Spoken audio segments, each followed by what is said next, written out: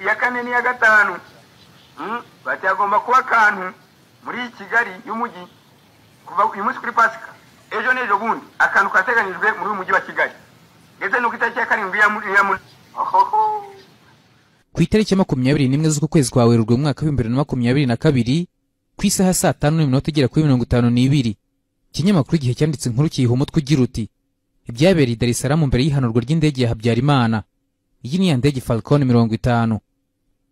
Iyo nkuru iragira iti inkuru zose zivuga ku minota ya nyuma ya Falcon 50 ya Habyarimana Juvenal n'abari bayirimo zitangirira mu nama i Dar es Salaam ku gicamunsi cyo kuwa gatatu tariki ya 6 Mata mwaka wa 1994 zikongera gusimbukira i Kanombe ku mugoroba kuri iyo tariki ubwo indege yaraswaga abari bayirimo bose bagapfa.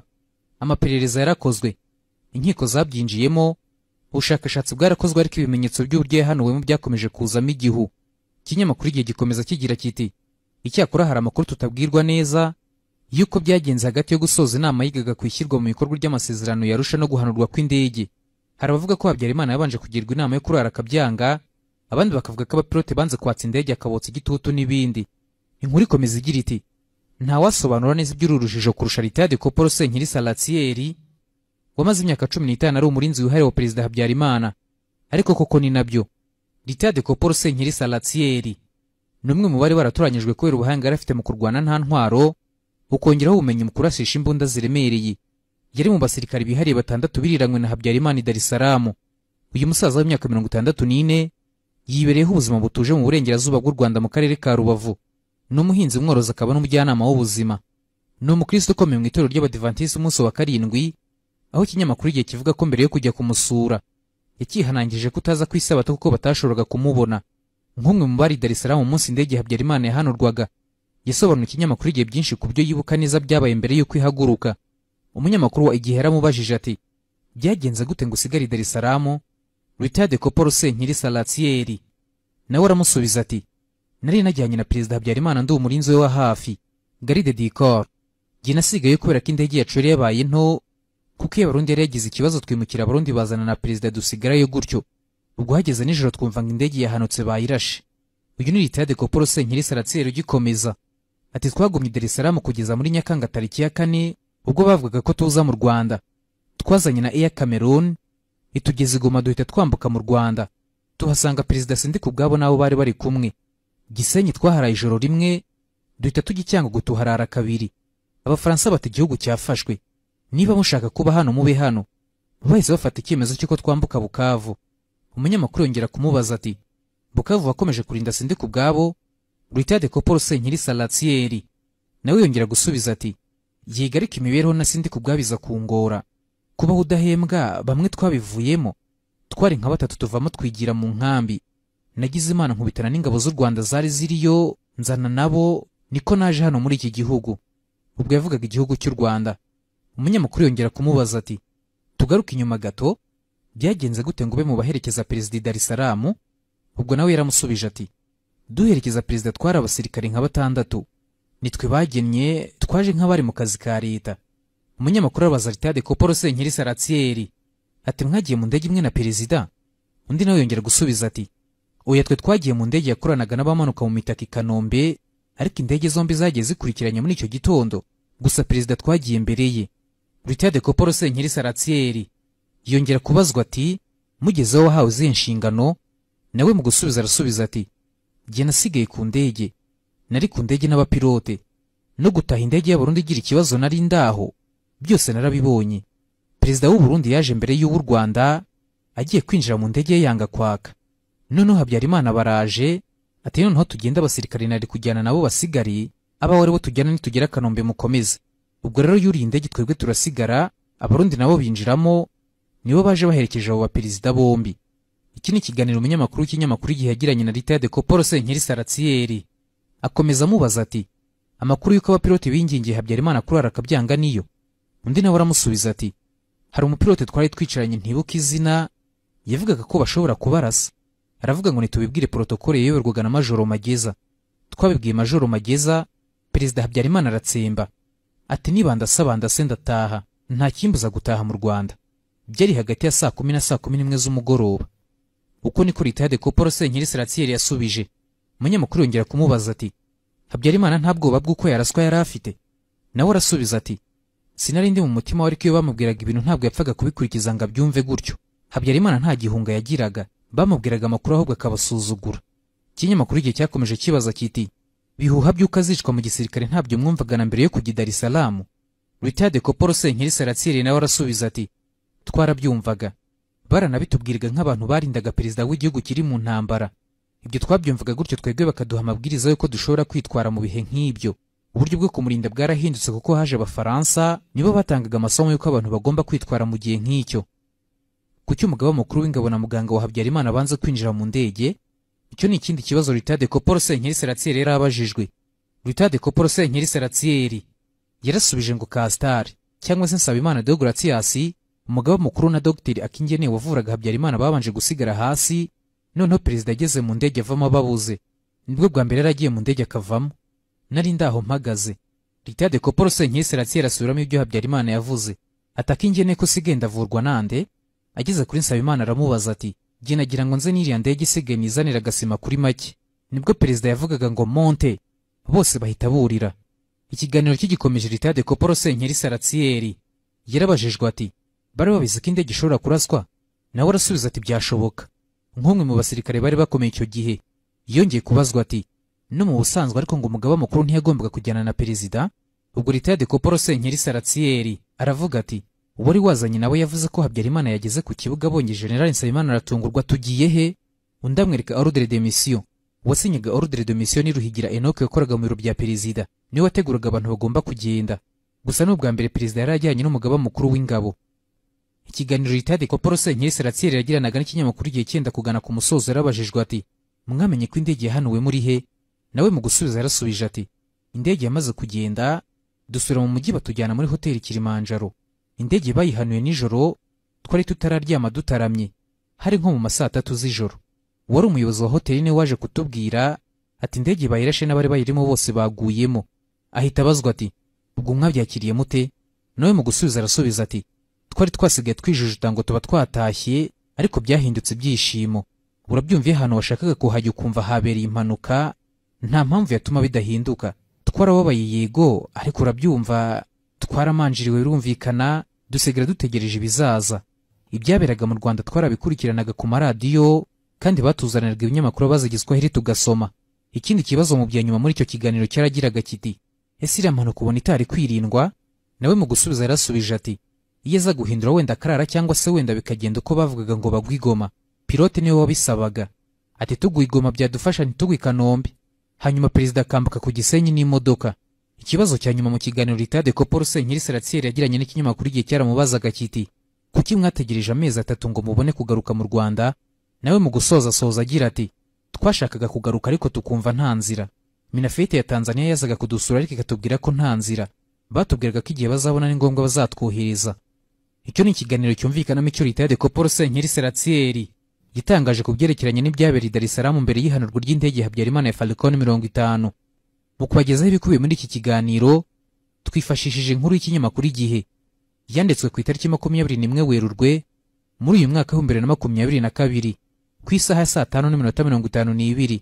Umurambo wa Habyarimana wakuwe Kigali ujyanwa ku Gisenyi, aho watwawe na Zigira Nyirazo Portugal wari muramu we, ndetse icyo gihe yawutwaranye n'uwa murumuna we Colonel Elisa Gatwa kuko nawe yari atarashyingurwa. Muri konvoyi y'agatangaza bava i Kigali berekeza ku Gisenyi, Zigira Nyirazo yari kumwe n'abavandimwe ba Habyarimana aribo bashiki be b'ababikira. Abo barimo Sere Goderive ndetse na Sere Telesfori, utibagiwe na murumuna wa Habyarimana Dr Bararengana Serafin. Umurambo wa perezida Habyarimana wahise ujyanwa mu ruganda rw'icyayi rwa Rubaya, hategerejwe imihango yo kuzamushyingura mu buryo babyifuzaga. Une partie de l'avion. C'est une partie de l'avion. C'est le président? Excusez-moi, c'est lui. Tariki ya 6 Mata muri 1994 hashize amezi 8 amasezerano ya Arusha asinywe by'imfabusa. I Dar es Salaam muri Tanzania hateraniye inama y'abakuru b'ibihugu igamije kwiga uko ikibazo cy'u Rwanda cyari kimaze kubiha agaterera nzamba cyakemuka. Habyarimana yari muri iyo nama. Atahutse nibwo indege ye yarashwe igwa mu busitani bw'inzu yabagamo. Dore ibisigazwa by'iyo ndege byafashwe ikimara guhanurwa.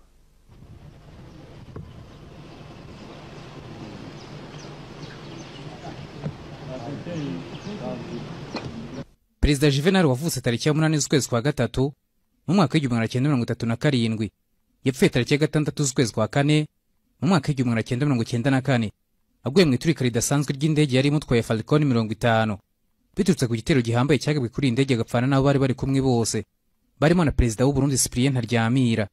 Nyuma yo gupfa perezida Habyarimana ntigeze ashyingurwa nk'umuperezida. Oya, yewe sina benshi bazi uko byagendekeye umurambo we. Uyu wahoze ari perezida w'u Rwanda byavuzwe ko ishyingurwa rye ryari kwibasira abatutsi benshi. Mu gihe byaje kumugendekera bite, rero inkuru benshi badafite amakuru tugiye kwigarukaho biturutse ku mukunzi wacu dusabye ko tumubwira amaherezo y'umurambo wa perezida Habyarimana naho washyinguwe. Iyi ni Intsinzi TV. Uwo bategura iki kiganiro mugiye kumva ni Bizimana Christian, naho ngiye wagitunganyije mu majwi nkaba ngiye no kukibagezaho nitwa Eric Safari.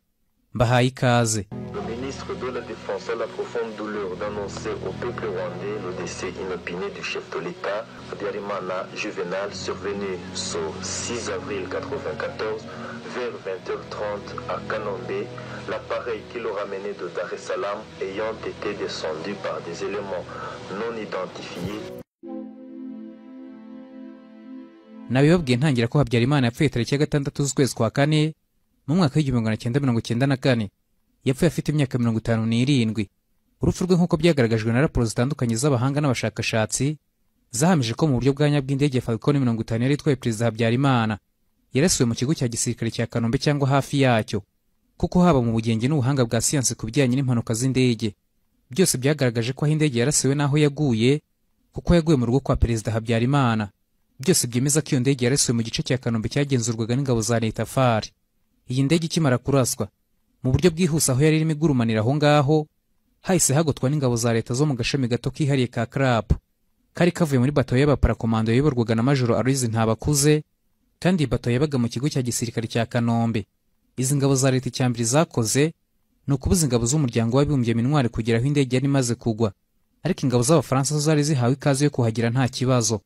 Indege imaze gushwanyagurika, ingabo za leta zatangiye gukura imirambo yari aho yari yahirishyirwa ku ruhande, none izanirwa Lieutenant Colonel Dr Baransaritse Laurent, uyayoboraga ibitaro bya Kanombe nk'umuganga mu kuyisuzuma.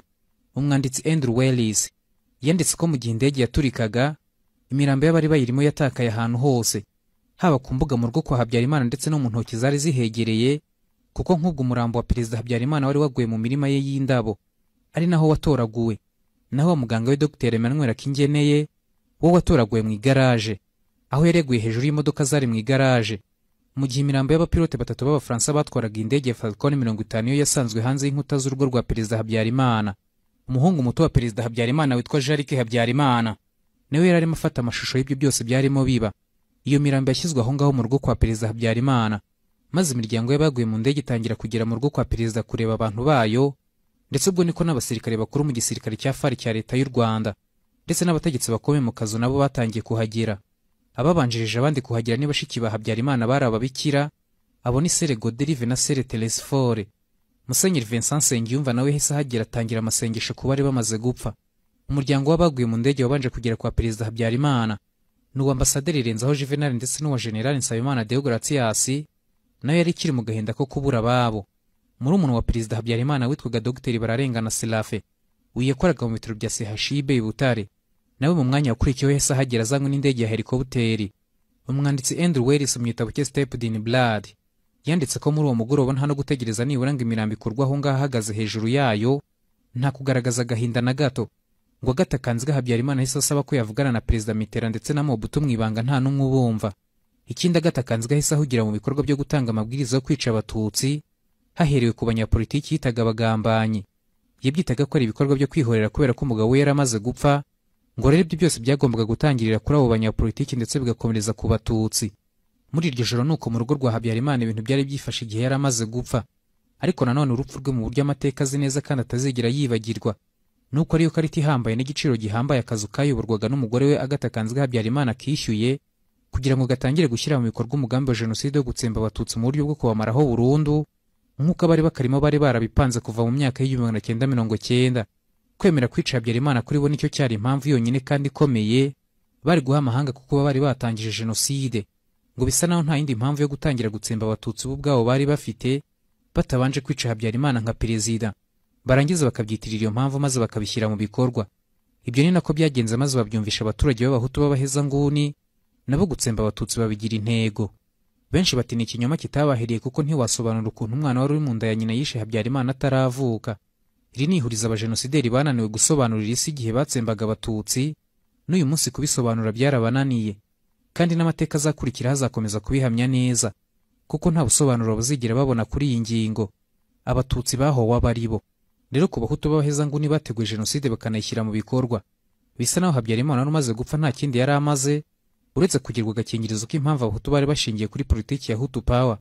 Bari batangiye gutema abatutsi no kubatsemba bahereye iruhande, ariko ubundi ku rundi ruhande Habyarimana wari wapfuye nta kindi yari avuze, kuko ubwo umurambo wo bwabwo washyizwe aho ngaho rwose ntiwongera no kugaruka ku mpamvu zihutirwa zagombaga kugira icyo zikorwaho, ahubwo guhera ku mugore we n'abandi bategetsi bose haba abanyapolitiki n'abasirikare bahise bahugira mu bikorwa byo gutsemba abatutsi no kugaba ibitero ku ngabo za RP Inkotanyi. Habyarimana atakara aho ngaho nk'igikoresho cyarangije umurimo wacyo, kuko nk'uko bisanzwe bigenda mu bihugu bitandukanye byo mu isi, iyo abanyacyubahiro bo ku rwego rwa perezida bitabye Imana usanga inkuru zose ziberekeyeho ndetse bakanahabwa agaciro bagashyingurwa mu cyubahiro n'ibindi bitandukanye. Ariko kuri Habyarimana byari bitandukanye, gusa yagarukwagaho gusa agaragazwa nk'impamvu nyamukuru yari yatumye jenoside yari irimo ikorerwa abatutsi baho, babashinja ko ari bo bamwishe. Ariko hirya y'ibyo nta kindi yaravuze ku bantu be bahafi uretse icyo nyine, kuko umurambo wahise ujyanwa kubikwa mu byuma bikonjesha imirambo mu bitaro bya gisirikare bya Kanombe. Kuva icyo gihe bisa naho nta wundi wongeye kumutekerezaho mu buryo bw'ukuri kw'ibintu, ariko hanze abajenosideri bagombaga kumuvuga bamwita umubyeyi n'umuyobozi utangaje. Ariko kuri bo Habyarimana ari igikoresho kiraho cyari cyamaze kubageza ku byo bashakaga nta kindi yari akimaze, ndetse ibyubahiro bihabwa abakuru b'ibihugu babaga bamaze gupfa mu bihe bye ntabwo byari mu mitwe yabo. Nta n'umwe wari umwitayeho, yari ari ahari umurambo nyine. Ibyo byari byarangiye. N'ikimenyimenyi kigaragaza ibyo byose, umugore we yishakiye wamubaye iruhande mu gihe kirekire cy'ubuzima bwe, akaba na nyina w'abana be, Agatha Kanziga Habyarimana mu ishusho itarimo ikimwaro na gitoya ndetse n'impuhwe nkeya zishoboka, ndetse kuri benshi bikaba ari ibikorwa bitarimo ubumuntu na bukeya.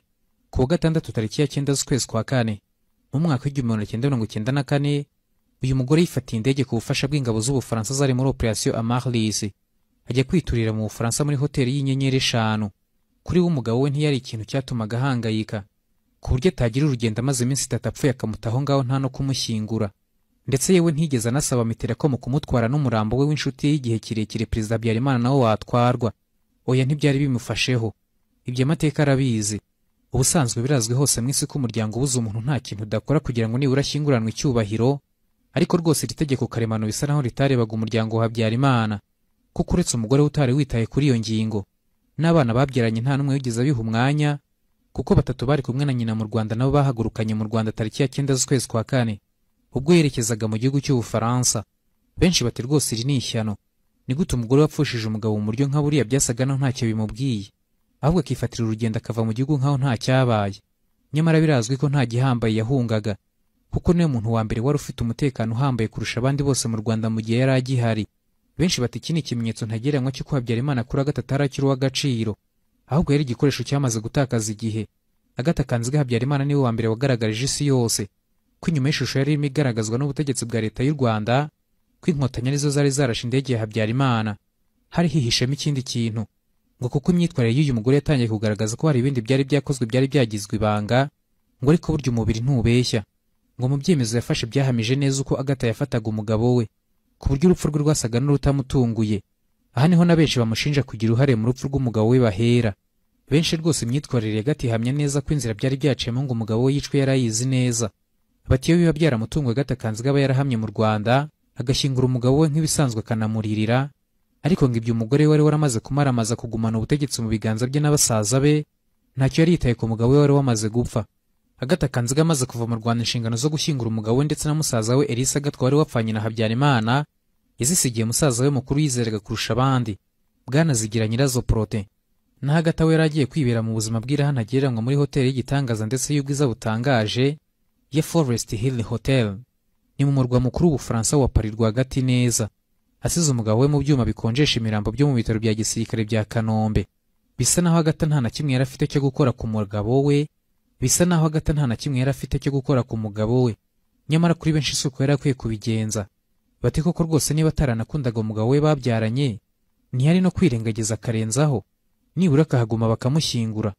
Ibyo ni ibitekerezo by'abantu kandi ni uburenganzira bwabo kubitekereza gutyo. ariko nanone nubwo Agatha yari yigendeye ataye umurambo w'umugabo w'inyuma aho ngaho, abari ku ruhembe rw'imbere mu gukora jenoside bari bafite indi ngingo yihariye y'umumaro bashakaga gukoresha umurambo wa Perezida Habyarimana, uko ari ukumushyingura ariko akisasira ibihumbi by'abatutsi. Ibi byari ikintu kizwi imihanda yose y'igihugu kuva mu Ruhengeri ugataha i Butare ndetse no kuva i Kibungo ugataha i Cyangugu.